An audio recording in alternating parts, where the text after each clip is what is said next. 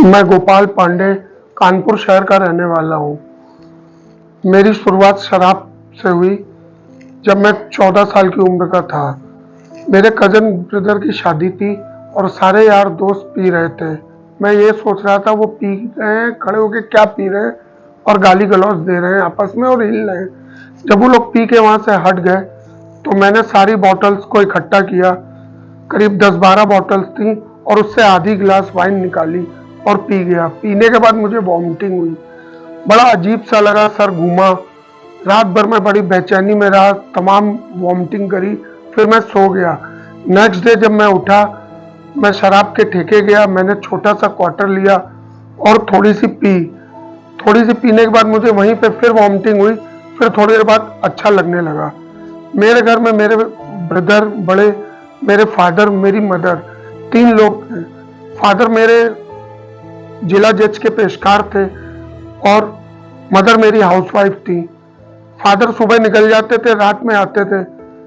मुझे पूरा टाइम मिलता था तो मैं अपना छिपा के पीने लगा और कंटिन्यू चालू कर दी मैंने।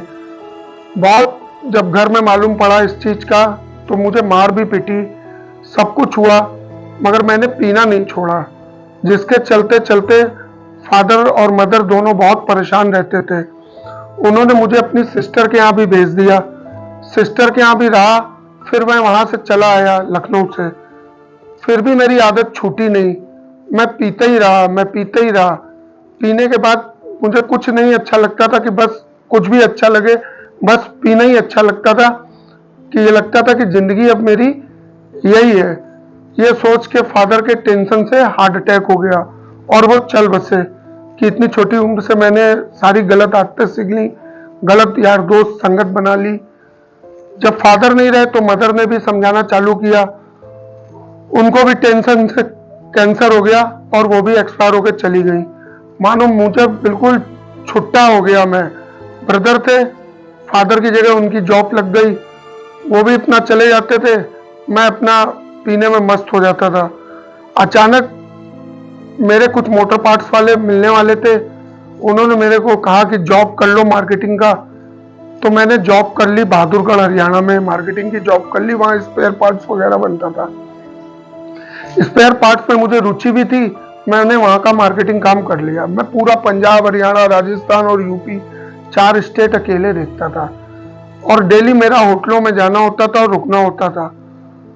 वहीं मैं मंगाता था, पीता था, खाना खाता था और सो जाता था।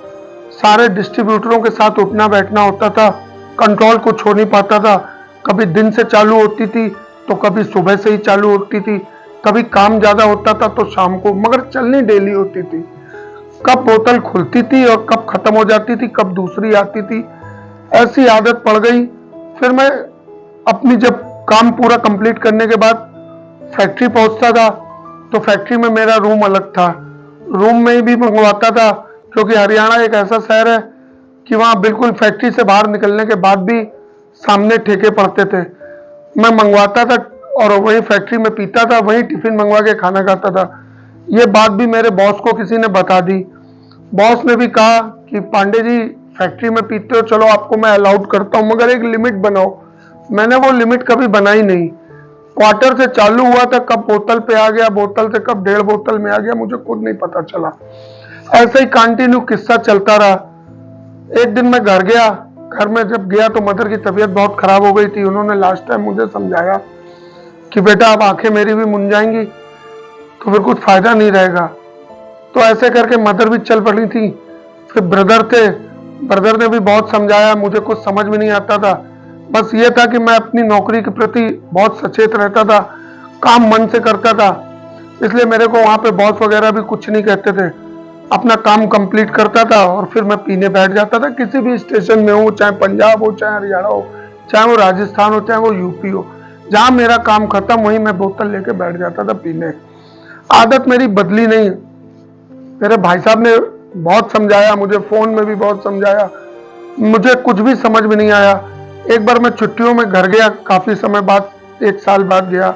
भाई साहब ने मुझे बहुत समझाया कि मेरी भी तबीयत अंदर से खराब रहती है, मुझे डॉक्टर के यहाँ चलना है। मैं डॉक्टर के यहाँ उनको लेके गया। उन्होंने प्रॉब्लम पूछी और बायोप्सी वगैरह करवाई। बायोप्सी में उनको कैंसर निकल आया। उन्होंने कहा तुरंत तत्काल इनका ऑपरेशन वगैरह करवाओ। तो ऑपरेशन वगैरह वो टाटा करवाने चले गए अपने साले और अपनी वाइफ के साथ। अब मैं घर में अकेले बच्चा, तो मुझे भी नहीं जैसे पीने वालों को एक बहाना मिलता है कि अब मैं क्या करूंगा, अब मेरा कोई भी नहीं है, भाई साहब के कैंसर हो गया। तो मैं जो है फ्री होल्ड बिल्कुल पीने लगा शराब, सुबह से शाम तक पीने लगा। और ऐसा पीने लगा कि मैं कभी इंग्लिश पीता था तो मैं देसी पीने लगा, और देसी ऐसी पीने लगा कि अगर मेरे पास रात में 2:30 बजे भी नहीं है तो कानपुर में मुझे ऐसे ऐसे घर पता है, घर के पास ही थे, कि मैं दरवाजा खटखटाता था तो 2:30 बजे भी मुझे 10 रुपए महंगा क्वार्टर मिल जाता था और मैं पी लेता था। फिर भी मन नहीं भरता था, फिर दरवाजे खटखटाता था, फिर मैं लेता था और फिर पी लेता था। ऐसे करते करते बस सुबह के 7 बज जाते थे, और कब 7 बज गया और कब मैं बिल्कुल टल्ली हो गया और कब मैं फिर बाहर निकल गया मुझे इतना भी होश नहीं रहता था। फिर थोड़ी देर बाद जब वो डाउन होता था तो फिर मैं पीने निकल जाता था। ऐसे ही कार्यक्रम 4 महीने कंटिन्यू चला। उधर भाई साहब की सर्जरी और कीमो सारा कंप्लीट हो गया था, वो वापस आए। उन्हों को जब मेरे मोहल्ले वालों ने बताया कि मेरी पोजीशन बड़ी खराब है, इतना पी रहा हूँ, इतना पी रहा हूँ, इतनी गंदगी कर रहा हूँ, कि उन्होंने बहुत समझाने की कोशिश करी। यही सोचते सोचते लास्ट टाइम उनका भी दम निकल गया और वो भी एक्सपायर हो गए, और मैं सुधरने की जगह और बिगड़ता चला गया। यह हालत हो गई थी कि मेरे मोहल्ले में कोई घर ऐसा नहीं बाकी था कि जहां से मैंने 100, 200, 500 पूरे मोहल्ले में, जिस भाई की इतनी रेपुटेशन, जिस फादर की इतनी रेपुटेशन, इतनी इज्जत कि 1000 पुलिस वाले पैर छूते थे, 1000 क्लाइंट पैर छूते थे, पूरा मार्केट दौड़ता था कि पांडे जी आ गए। वहीं मैंने इतनी उनकी थूथू करवाई अपने भाई की और अपने फादर की कि हर घर से उनकी इज्जत को देखते हुए कोई किसी मना नहीं करता था। 1000, 500 हर कोई दे देता था। जब मैंने सारे घर खाली कर लिए, सारा मोहल्ला, फिर मैं अपने रिलेशन में गया। मेरे रिलेशन बहुत अच्छे थे, सारे रिश्तेदार बहुत अच्छे थे। कोई 2000 देता था, कोई 5000। करना क्या होता था, लेके जेब में डाल के सीधे ठेके, सुबह से रात तक केवल शराब पीता था, केवल शराब पीता था। ये पोजीशन आ गई थी कि मैं मोहल्ले के अंदर अपने एंट्री करता था तो लोग मुझे देखते थे कि गोपाल आ रहा है, अब हट जाओ यहाँ से, नहीं पैसे मांगेगा, ये मेरे से उधार मांगेगा, इससे अच्छा वहां से हट जाओ। कई बार ऐसा हुआ भी कि नशे में मेरे से बदतमीजियां हुई, लड़ाई झगड़ा हुई, कई बार मैंने मारा भी और खुद पिटा भी। इतना ज्यादा मैंने अपना खोया कि लाखों रुपए मेरे पास पड़े थे, सब शराब में गवाए। यहाँ तक कि एक बार मैं रात में 2 बजे के करीब पी के आ रहा था, घर से 1 किलोमीटर दूर मेरी जेब में 1.5 लाख रुपए पड़ा हुआ था, बनियान अंडरगारमेंट के अंदर डाल रखा था, और सड़क क्रॉस करने पे एक जीप मुझे टक्कर मार के चली गई, जिससे मेरा आजीवन पैर खराब हो गया। जब मुझे बिल्कुल होश ही नहीं था, मैं बेहोश 2 दिन पड़ा रहा। कौन मुझे हॉस्पिटल लेके गया, किसने मेरा ट्रीटमेंट करवाया, मुझे कुछ नहीं पता। जब मुझे होश आया, मैंने अपने पैसों के विषय में पूछा, अपनी चोटों को देखा, तो मुझे अपनी गलती का रियलाइज हुआ कि हाँ मैंने गलत किया। मगर पीने वाले को तो बहाना चाहिए ना कि अब मैं आगे क्या करूं, मेरा तो पैर खराब है, मेरे पास पैसे भी नहीं बचे, अब मैं कहां जाऊं।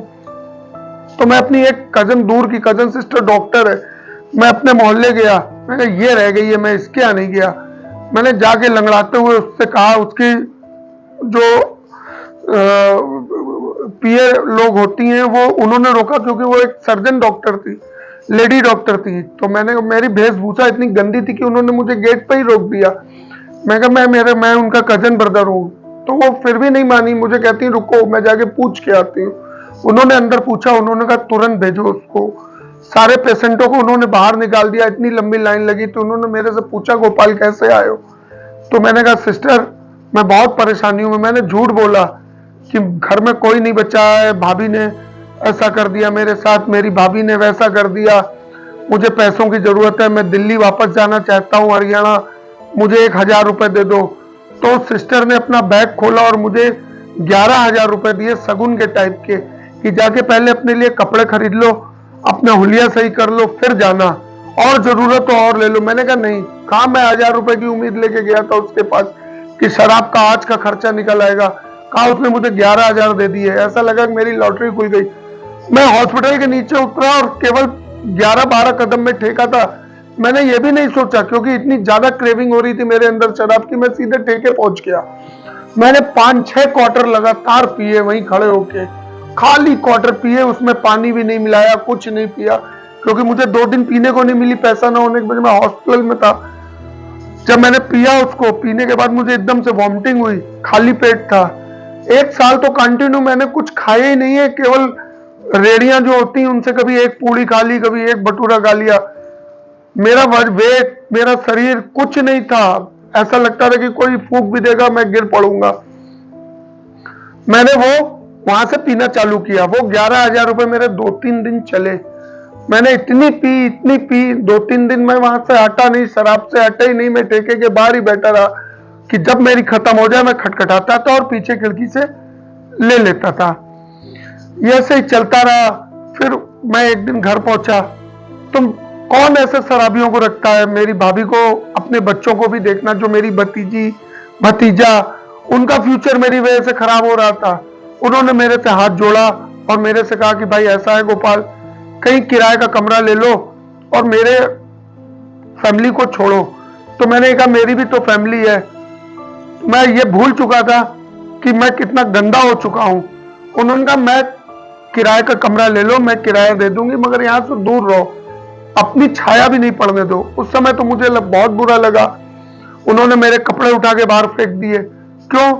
क्योंकि मैंने अपने भाई के न रहने के बाद मैंने अपने भाई का सारा सामान, टीवी, फ्रिज, उसका डबल बेड का पलंग, सोफा, यहां तक कि उसके गद्दे सब बेचे पीने के लिए, क्योंकि मेरी भाभी भैया के न रहने के बाद 2 महीने के लिए बनारस अपने मैके चली गई और विश्वास से पूरी चाबियां दे गई। यहां तक कि दाल चावल इसके बोरे लगे रहते थे, तेल, देसी घी, वो जब सब कुछ खत्म हो गया, मैंने 2 महीने के अंदर उनको बेच के भी शराब पी। कितना शर्मनाक काम किया था मैंने। उसकी चैन, अंगूठी भाभी की सब बेची, कुछ भी नहीं छोड़ा। सिलेंडर, गैस के सिलेंडर 1 नहीं 2-2 महीने बेच दिए। जब मेरी भाभी आई, मेरे से तो बोली नहीं, उसने किसी के थ्रू मेरे से पूछवाया कि सिलेंडर कहाँ है, मेरी चैन कहाँ है।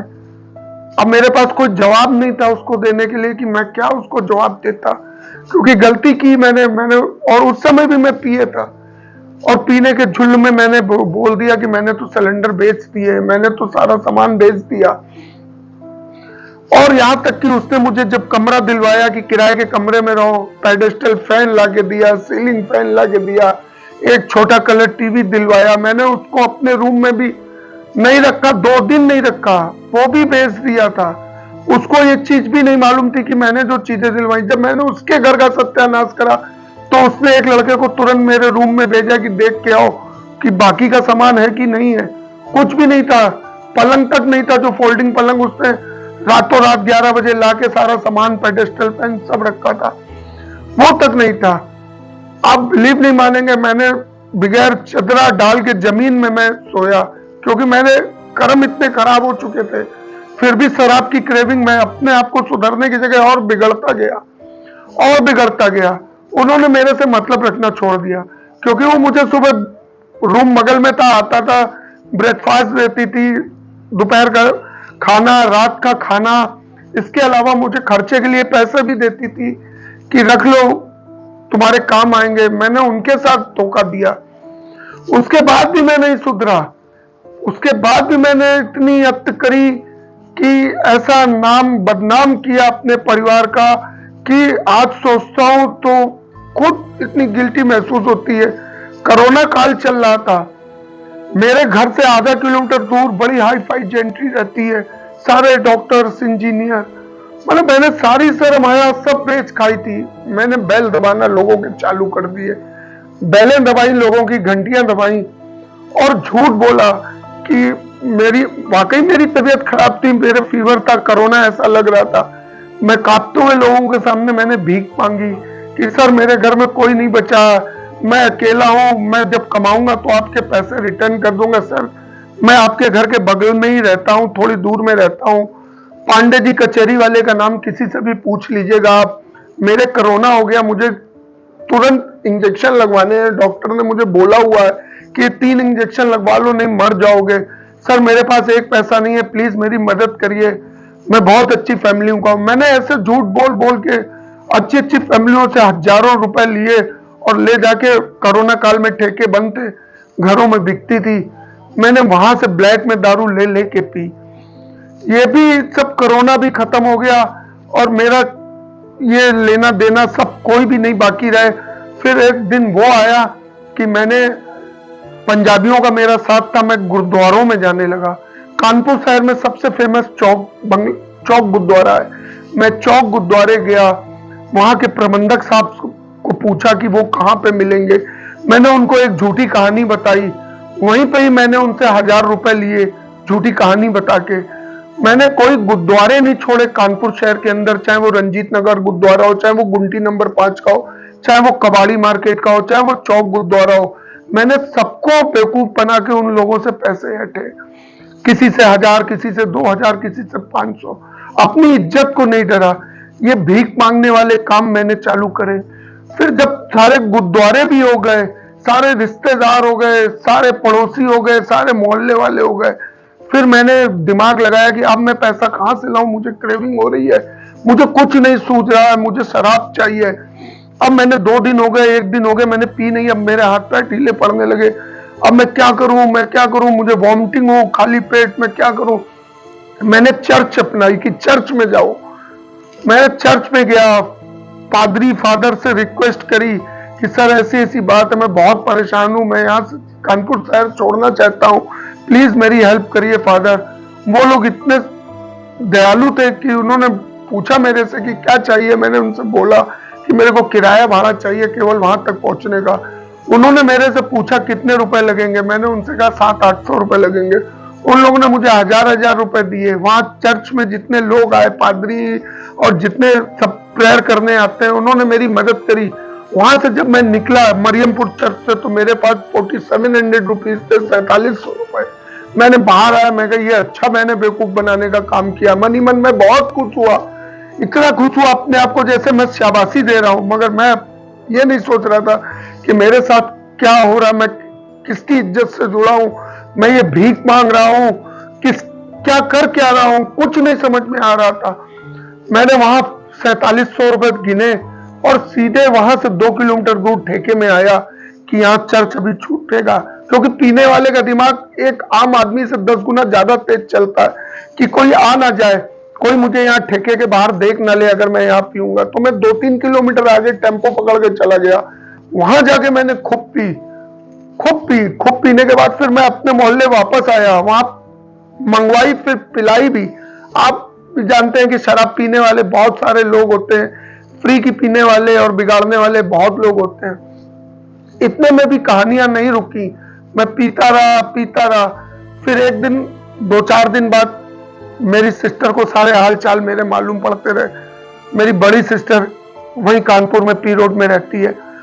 मेरी भाभी भी मेरे हाल चाल बताती थी, क्योंकि मोहल्ले के सारे लोग बताते थे।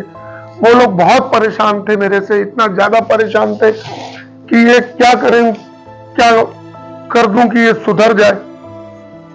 एक दिन इतनी मैं पी के अपने गुरु, जो मेरे परिवार के फैमिली के गुरु थे, मैं वहां गया। पहले गया मैं अपने पुराने मोहल्ले गुंटी नंबर 5, वहां से उनका एड्रेस लिया कि वो जूही पे मिलेंगे, उनका आश्रम वहां पे है। मैं उनके पास पहुंचा, जो शंकराचार्य जिनको बोलते हैं, जो खुद एक भगवान के भक्त बहुत बड़े होते हैं, उन्होंने ही मेरा नामकरण किया था, जिनको देखने के लिए, उनके दर्शन करने के लिए हजारों लोग आते हैं। क्योंकि वो फादर ने मेरी एक प्रॉपर्टी का काम उनका फ्री में करवाया था। तब उस समय जब मैं छोटा था तो वो करोड़ों की जमीन थी, इसलिए वो बड़ी रिस्पेक्ट करते थे मेरे फादर की। मैं वहां पहुंचा उनके यहाँ, उन्होंने मेरे को देखा, काफी एजेड हो गए थे। तो मैंने उनसे पूछा कि सर आपने मुझे गुरुजी पहचाना? तो बोले नहीं। तो मैंने कहा मैं पांडे जी का बेटा छोटा गोपाल, याद है आपको, आपके आश्रम में मैंने कितना काम करवाया? बोले हाँ, बोलो कैसे आना हुआ। उन्होंने मुझे बहुत इज्जत दी। मैं कहा आप ही का नाम दिया हुआ मेरा गोपाल पड़ा हुआ, मगर क्या फायदा, इतने बड़े सन्यासी आदमी ने मेरा नाम रखा, उनका नाम भी मैंने सब बदनाम करा। मैंने उन्होंने पूछा कैसे आना हुआ, मैं उनके सामने बहुत रोया, गिड़गिड़ाया। मैंने कहा गुरुजी आज मुझे पैसों की जरूरत है, मुझे किसी ने मेरे साथ नहीं दिया। तो मेरे गुरुजी ने ये कहा कि वो जो मामा लोग आपके बगल में रहते हैं उनको क्या पता कि शराबियों का कोई साथी नहीं होता, सारे यार दोस्त, सारे मोहल्ले वाले, सारे रिश्तेदार सब पीछा छुड़ाते हैं। ये मैं अच्छी तरह जान चुका था। जैसे मैंने आपको बताया कि एक शराबी का दिमाग एक आम आदमी से ज्यादा तेज चलता है, इसलिए मैंने सीधे उन पे हमला किया कि उनको कोई क्वेश्चन करने का मौका ही नहीं मिलेगा। मैंने उनसे कहा गुरुजी मेरी कुछ मदद करो, मैं हरियाणा वापस जाना चाहता हूँ, मेरा कोई साथ नहीं दे रहा, परिवार में कोई बचा नहीं, भैया भी खत्म हो गए, मुझे कुछ रुपयों की जरूरत है। उन्होंने बोला मेरे से बताओ गोपाल कितने पैसे दे दूं। मैंने उनसे कहा 2500 रुपए। उन्होंने तुरंत अपनी जो गेरुए कलर की पैंट है उसके अंदर हाथ डाला और मुझे 2500 रुपए दे दिए। मैं वहां से बाहर आया और फजलगंज का टेम्पो सीधे पकड़ा कानपुर में, और सीधे टेम्पो से उतरते ही ठेके के बाहर पहुंचा, देखा कि अभी 8:30 बजे, 1.5 घंटे ठेके खुलने में। आधा किलोमीटर में दूर गया, दरवाजे खड़खड़ाए, मुझे तो सारे अड्डे पता थे। मैंने वहां तुरंत 3 क्वार्टर लिए और पिए। सामने ब्रेड पकोड़े वाला खड़ा हुआ था, उसकी दुकान में गया, एक ब्रेड का पकोड़ा खाया और उसको ही पैसे दिए कि 2 क्वार्टर और ले आओ। और वो मेरे लास्ट दिन था। फिर वो पैसे मेरे पीता गया और एक फ्रेंड मेरा और वहीं मोहल्ले में रहता था उसको बुला लिया। मेरे पास 100-150 रुपए बचे, मैं अपने घर की तरफ बढ़ गया। फिर मैंने कहा अब मेरा क्या होगा, ये तो मेरी उतरने लगी है शराब, क्योंकि मेरे इतनी कैपेसिटी हो गई थी शराब की कि 15-20 क्वार्टर तो मैं सुबह ही पी जाता था, लेकिन मुझे पता ही नहीं चलता था कि मैंने शराब भी पी है। इतनी मेरे लीवर में जगह बन चुकी थी उस शराब की, पेट में इतनी ज्यादा कैपेसिटी हो गई थी कि मुझे कुछ पता ही नहीं चलता था कि मैं शराब पी हूं, मुझे चढ़ भी रही है कि नहीं चढ़ रही है।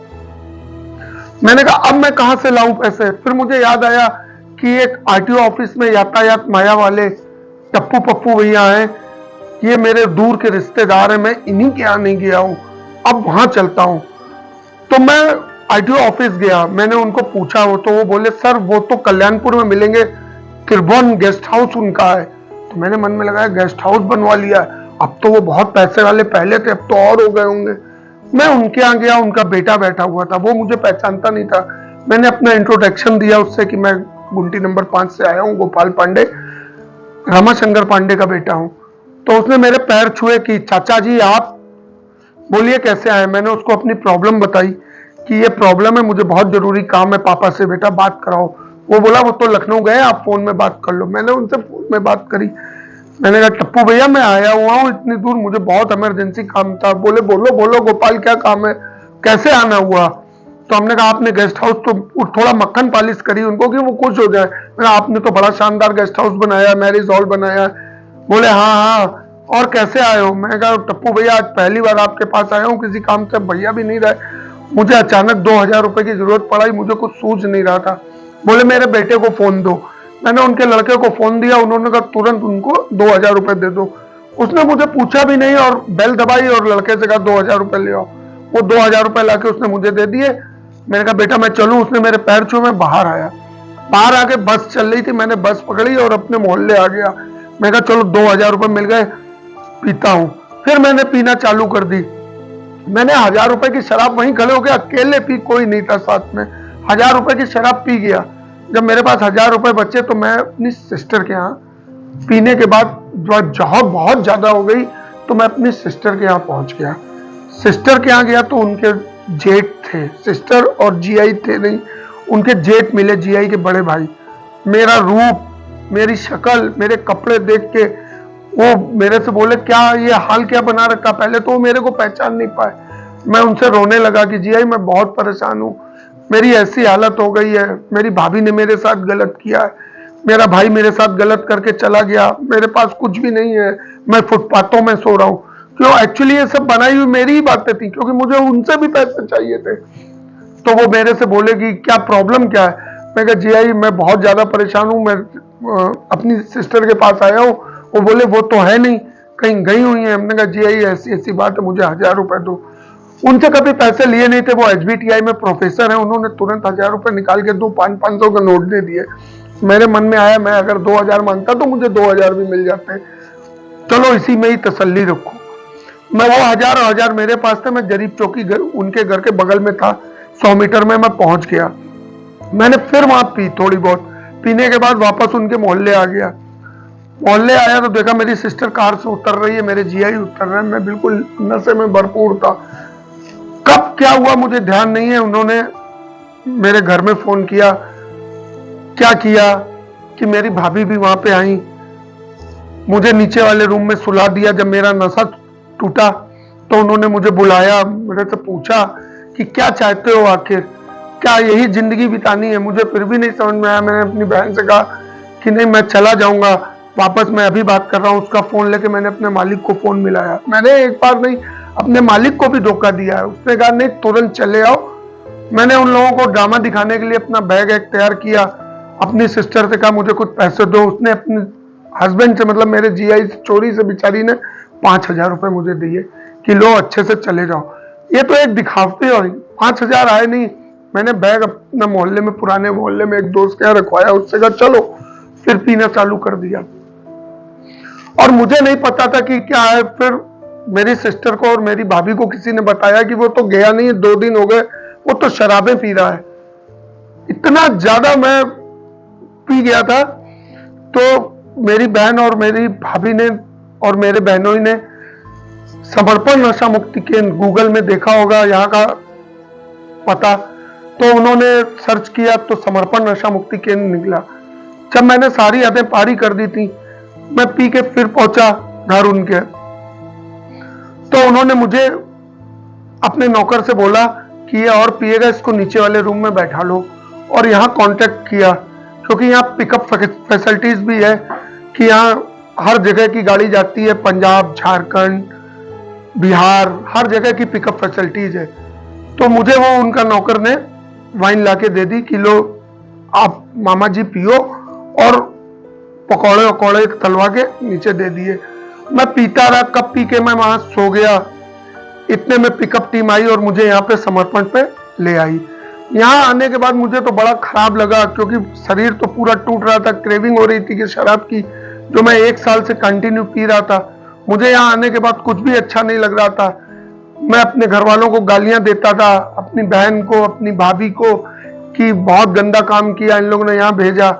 मगर जो टीम मुझे लेने गई थी, उन्होंने भी मुझे बहुत समझाने की कोशिश करी, जो यहाँ का स्टाफ था। मगर मुझे धीरे धीरे समझ में आने लगा कि ये मेरे हित के लिए है, बुरे के लिए नहीं। 10-15 दिन बाद मेरी तबीयत कुछ ठीक हुई, मैं कुछ खाने पीने लगा। जब मैं यहाँ आया था तो मेरा वजन केवल मात्र 47 kg था। आज की डेट में मेरा 97 kg वेट है। पूरा नेट 97 किलो वजन है मेरा, क्योंकि यहाँ मैं आया, घर के जैसा खाना, घर के जैसा नाश्ता। आज मैं यहाँ पे एज ए स्टाफ काम करता हूँ और सारे पेशेंटों को यही समझाता हूँ, कोई भी नशा हो, गांजे का हो, स्मैक का हो, स्नैक पाइट का हो, शराब का हो, भांग का हो, किसी चीज का भी हो, क्योंकि मैंने इतना अनुभव किया है, अपने आप पे बीती है, अपने आप पे इतना समय मैंने बिताया है। करीब 30 साल 35 साल मैंने शराब पी, उसका आश्चर्य क्या हुआ, मैंने तो सब खो दिया। मैंने अपनी फैमिली खोई, अपना रुपया खोया, अपनी इज्जत गवाई, अपना पैर तक गवा दिया। मतलब अब मैं ये नहीं चाहता। मैंने यहाँ के जो प्रबंधक साहब है उनसे कह के मैंने कहा अब मैं अपनी पूरी भरपूर कोशिश करूंगा कि आगे किसी के साथ ऐसा ना हो जो मेरे साथ हुआ है। आगे मैं किसी की अगर जिंदगी संभाल पाऊं, उसको नशे से दूर रख पाऊं, तो उसको हर एक चीज का एहसास दिलाऊं। तो इसीलिए मैं इतना सक्षम हूं कि अपने साथ 50 लोगों को समझाता हूं कि ये सारी बुरी आदतें हैं, इससे कुछ मिलना नहीं। फैमिली से बड़ा कोई दोस्त नहीं होता, फैमिली से बड़ा कोई परिवार से बढ़ के कुछ भी नहीं है। इसलिए उनकी बात मानो, उनके कहने से चलो। सारा सब कुछ मैं इसी वजह से समझाता हूँ। और यहाँ आने के बाद सारी फैसिलिटीज हैं, सारी दवाएं, 24 घंटे यहाँ डॉक्टर रहते हैं। मेरी इतनी हालत खुद की खराब थी कि यहाँ परमानेंट डॉक्टर, उन्होंने मेरा ट्रीटमेंट किया। मेरे तो ब्लीडिंग तक आती थी। सारा सब कुछ यहाँ व्यवस्थित, घर के जैसा खाना सब मिलने लगा। आज मेरी डाइट इतनी अच्छी है, वेट इतना अच्छा है, मैं हर मर्ज से दूर हूं, केवल इसी की वजह से कि मैं नशा मुक्त हो गया। इसी वजह से मेरा लाख लाख धन्यवाद है यहाँ के जो प्रबंधक साहब हैं, उनको मैं बहुत बहुत शुक्रिया करता हूँ कि उन्होंने एक नया जीवन मुझे दिया और आप सबसे भी यही मेरी इल्तिजा है, जितने भी मेरे नशेबाज भाई हैं, कि नशे को छोड़ें और एक नई जिंदगी